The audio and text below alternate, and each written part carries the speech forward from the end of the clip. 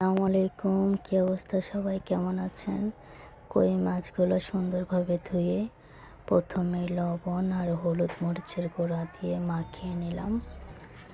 তারপর কড়াইতে তেল গরম করে সুন্দরভাবে ভেজে নিলাম। এই তো ভাজার পরে উঠিয়ে নিচ্ছি। তারপর কড়াইতে তেল গরম করে পেঁয়াজগুলো সুন্দরভাবে ভেজে নিলাম।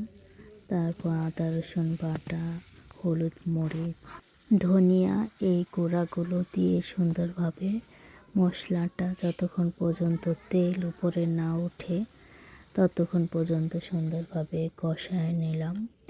তারপরে তো কড়াইতে রাখা ফুলকপি, আলু, সিম এগুলা মশলা কষানো হয়ে গেলে দিয়ে দিলাম।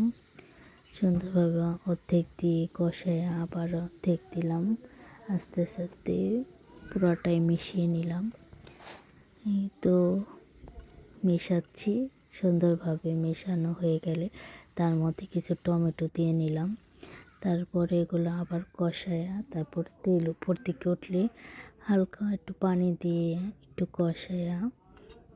কষানো হয়ে গেলে আবার একটু পানি দিয়ে ঝোল দিয়ে দিলাম। তারপরে কিছুক্ষণ ঢেকে রান্না করার পর তার মধ্যে মাছগুলো দিয়ে দিলাম, যে কই মাছগুলো ভেজে রেখেছিলাম।